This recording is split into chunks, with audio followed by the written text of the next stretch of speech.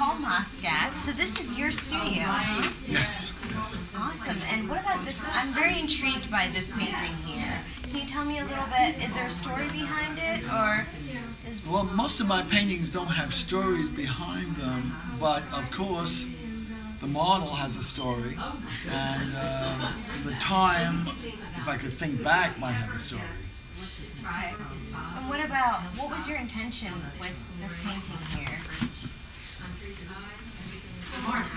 Well, the main thing, I actually began the painting with no intention. In other words, but she did have a prom dress. I was interested in the fact that she could dress up in a special way, and so the prom dress was quite nice to have. But we'd sit the model down, and this was part of a painting group. I have had figure sessions in my studio for a number of years, and people just come in and they will paint with me. It's not a teaching situation, and that way, of course, you can have as many models as you want because the funding is taken care of. So we just sat her down, but then you want to make the scene interesting. So we have the putti, which in this case we have on the table, which is interesting because it's a very heavy sculpture. It's concrete.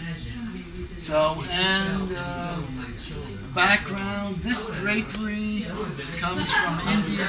One of my friends brought it's a sari actually. Oh, okay. And it has a iridescent quality when you see it.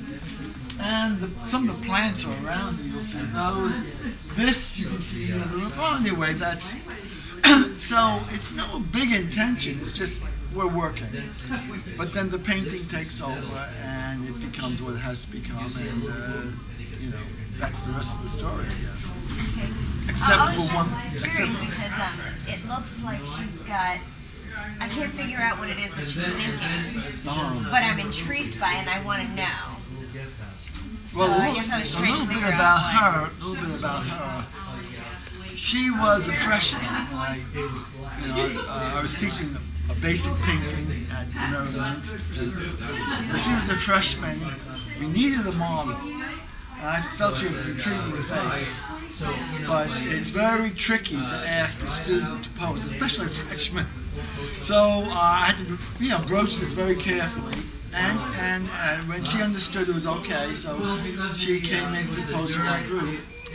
And so what's interesting is her family came from Belarus and just kind of got out at the right time. There was unrest there. And so, we used her a couple of years. We did other paintings of her. And she also posed for my drawing group, which is called the Morton Street Drawing Group. And she's posed there. So I hadn't heard from her for years. And just last year, I had a student in my night class who recognized her. He said, "She works for me." So, this is Helen. I was trying to remember her name. So Helen works for her.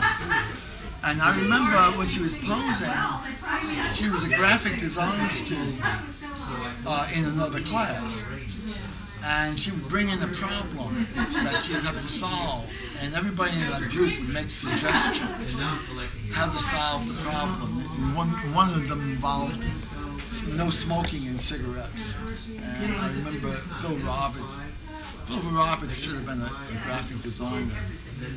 Instead of going so badly as he became a lawyer, Humor. Alright, well that's cool. What inspires you as an artist?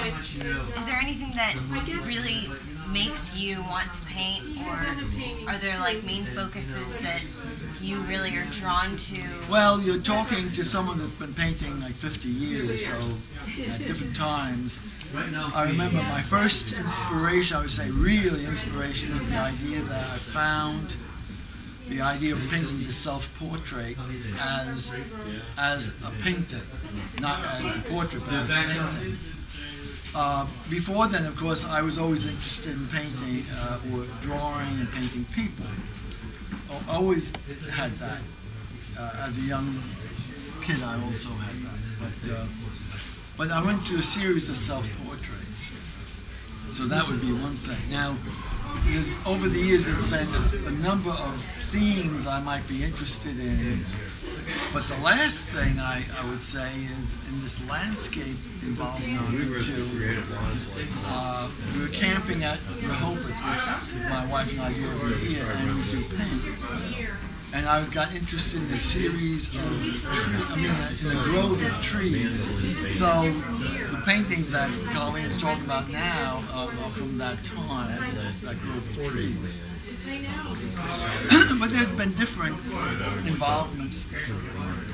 Sometimes I paint conceptually, meaning I'm not using a model, not using any source, just as things come out of my head. So there was a time when I was painting the moments or the times or the hours of my day. I would go jogging in the morning, I'd make a painting on jogging. But that painting would become somewhat non-fictional in some ways. The Statue of Liberty got into that painting in some way. My dog was standing in back of me, apparently reading over my shoulder. This was Renoir, my first dog. So I mean, they become kind of fantasy. But I haven't been into that for a while, So, and again, if you're thinking about involvements, there's a number of involvements in between. So I may think of a few of them. I might mention them. But what's your next question? Well, I was going to ask you, which one do you feel you're more emotionally attached to, the conceptual paintings or the ones that you have models for, and you already had the ideas for, or you already have something that you're basing your painting off of? It's a big question because painting perceptually is a whole world to itself. So within that world, like I paint that grove of trees, I'm almost painting abstractly. And yet, on the other hand, I'm painting literally from Moscatt. So there's modes in that. The conceptual ones more or less come out of almost an autobiographical source. So that every one of them represents either a specific time or quality of psyche involving my life, or it became a kind of fantasy that involves a very philosophical thing. I mean, hard to mention. Okay, all right. How about I ask? I have a suggestion here. In some of these, it's possible to put the paintings in the interview. Oh, we'll do that. That's the editor's job, Dad. Yes. Hello, editor. Hello. That's the editor's job. She'll do that. Okay. What I was going to actually ask you is, if someone were to basically give you an ultimatum and say, I'm going to destroy one of these paintings, yes, which one would you choose? Your favorite perceptual painting or your favorite conceptual painting? Okay, let's see. I'll take a little while for that. Let's see. It should be one. Let's see. Okay. Maybe I'll ignore the question. I don't think I could choose. Although probably it'd be very hard to let my favorite conceptual painting go. So I'd say maybe conceptual. Okay, because everyone knows. That's a rough question. I know, that's a rough question. I am sorry. You know? I'm about to ask another really hard one. I like hard ones, however. Okay, what's your favorite color? My favorite color is the color of your eyes. Thank you. Thank you. I stole that from him, by the way. I stole that from Mr. Michael Economos, Mr. Seville. Okay, okay. He hates that. So do you have a favorite color, or is it? Do I have a favorite color? I will not dignify that question with an answer. Oh, okay. All right. Well, thank you. That's like Barbara Walters saying, Oh, if you I were a know. tree, what kind of tree would you be? I'd be a willow tree Sequoia. or a cherry blossom tree because I think they're very beautiful when they blossom. And after a few years, they do bear fruit. I would be a weeping willow Why? Why do you want to wait be leaving? because I like emotion. What? We have deteriorated here. It's all right. It's okay. All right. Well, thank you so much for your time. You guys are watching Click on This. Thank you so much. Well, Paul thank you for Moscatt, some for interesting my questions. interview. Well, thank you for my interesting answers.